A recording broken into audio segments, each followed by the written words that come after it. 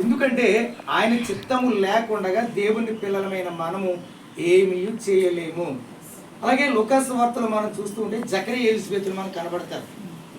వారు దేవుని క్రమము యాజక ధర్మమును జరిగిస్తున్నటువంటి జకరియా, వారు కూడా సంతానం లేదు. మరి దేవుడు వారిని దర్శించాడు. దర్శించిన తరువాత ఎలిజబెత్ గర్భం ధరించింది. అతడు అనేక మందికి మాదిరికరమైన కుమారుడుగా ఉంటాడు అని తెలియచేసింది దేవదూత. పేరు పెట్టడానికి కూడా, ఊరంతా చాటడానికి కూడా జకరియా యొక్క నోరు ఏం చేయబడింది? మూతబడింది. పుట్టిన తర్వాత నోరు తెరవబడింది. ఈ లోకంలో మానవులమైన మనము, దేవుని పిల్లలమైన మనము, దేవుడు మనల్ని భూమి మీదకి ఎందుకు పంపించాడో ఆ ఉద్దేశము కొరకు మనం ఎదురు చూడాలి. ఆ ఉద్దేశము కాకుండా ఈనాడు దేవుని చిత్తమును, దేవుని యొక్క ఆలోచన విడిచిపెట్టి మానవ యొక్క ఆలోచన ప్రకారంగా, మానవ యొక్క ఉద్దేశ ప్రకారంగా జీవిస్తూ ఉన్నాం. అందుకనే మనం ఎంత ప్రయాసపడినా, ఎంత శ్రమ పడినా వ్యర్థంగానే కనబడుతూ ఉంది.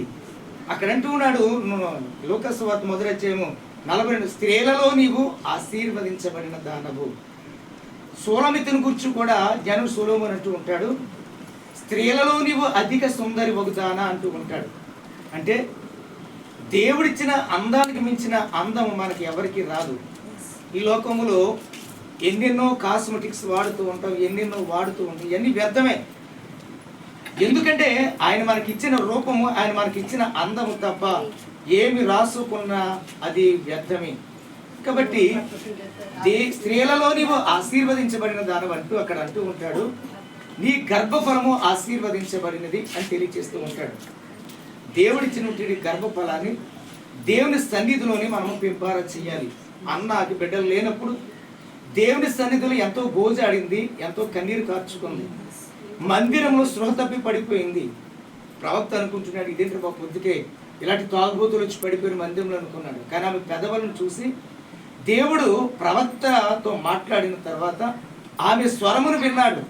విని ఆమెకి ఏం చేశాడు? ఒక కుమారుని ఇచ్చాడు.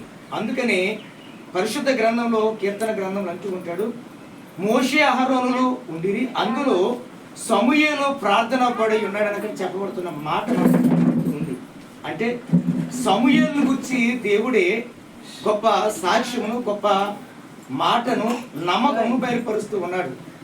ఈనాడు దేవుని పిల్లలమైన మనము దేవుని కొరకు మనము ప్రయాసపడుతున్నప్పుడు ఆయన మనకి ఇచ్చినటువంటి సమస్తము మనం ఏం చేయాలంటే ఆయన చిత్తానికి అప్పగించుకోవాలి. ఇంకు గురించి ఎన్నో మాటలు, ఎన్నో అవమానాలు ఎదురవుతూ ఉంటాయి. మానవ నైజం అది.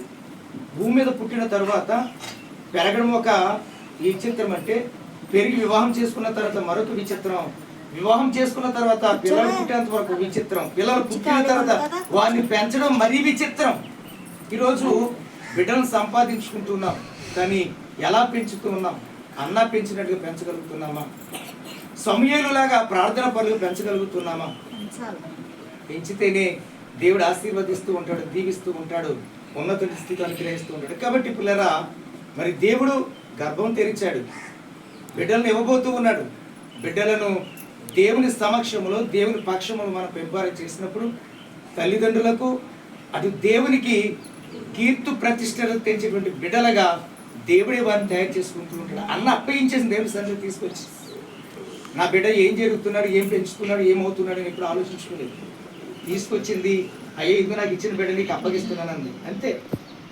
దేవుడే చక్కగా సాక్ష్యం పలుకుతూ ఉన్నాడు, ప్రార్థనాపరుడు అనేటువంటి సాక్ష్యాన్ని.